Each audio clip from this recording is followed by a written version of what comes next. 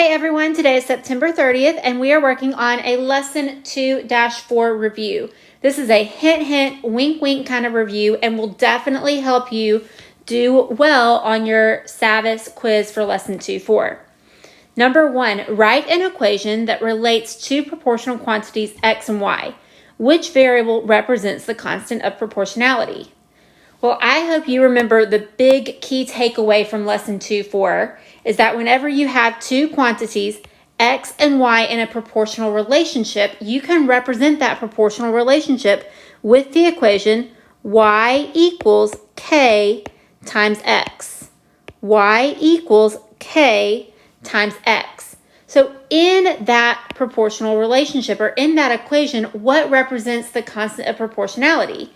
Well, this variable, k, represents the constant of proportionality. So k is the constant of proportionality.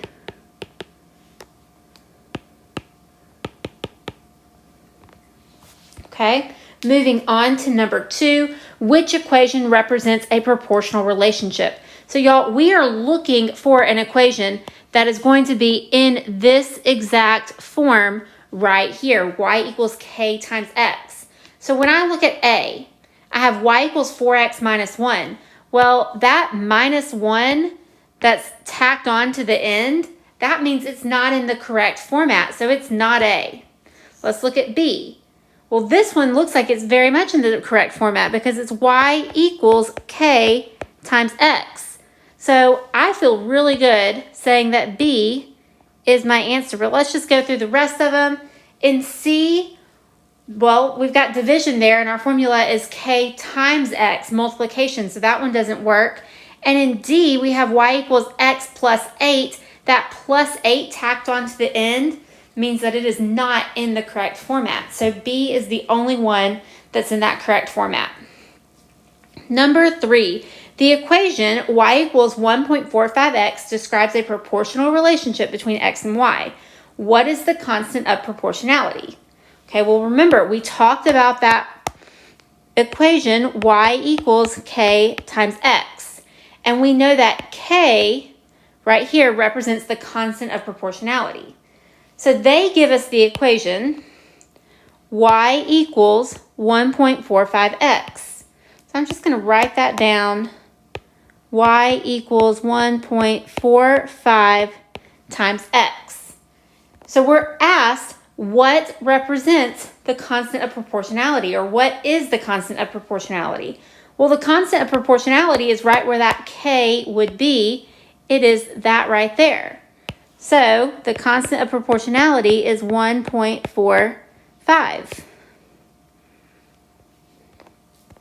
Okay, number 4, the equation y equals 1/7 times x relates proportional quantities x and y.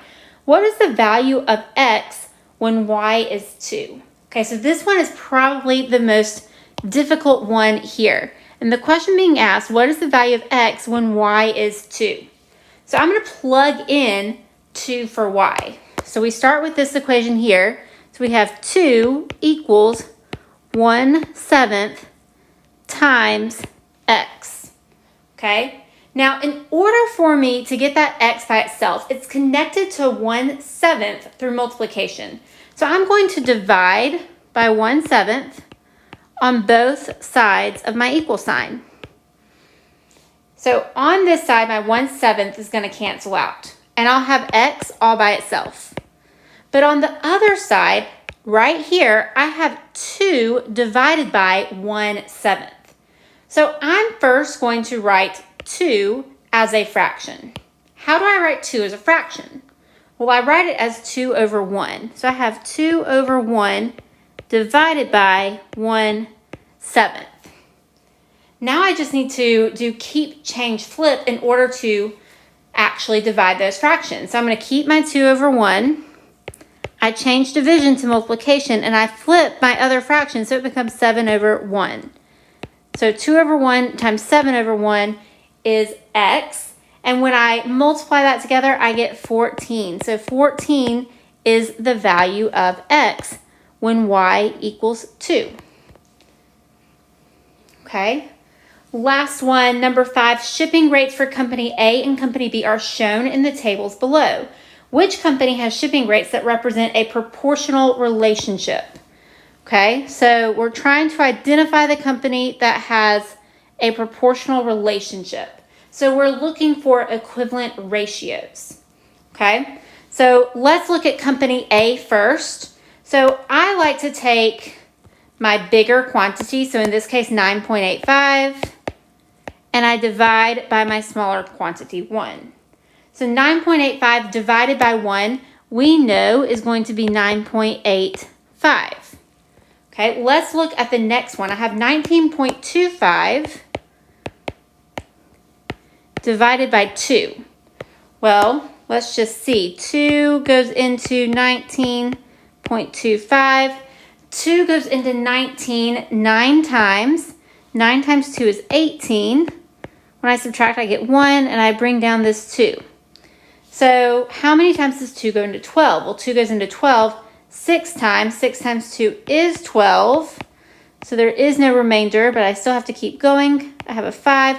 2 goes into 5 2 times. 2 times 2 is 4. I get a 1, and I'm going to add a 0 and bring that down. 2 goes into 10 5 times, which is 10. There is no remainder. So I get 9.625. So far, I have 2 different values, 2 different rates. So these are not equivalent ratios. So I know that company A, already I know it does not represent a proportional relationship. Let's look at B.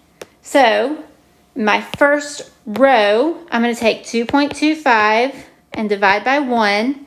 And that, of course, gives me 2.25.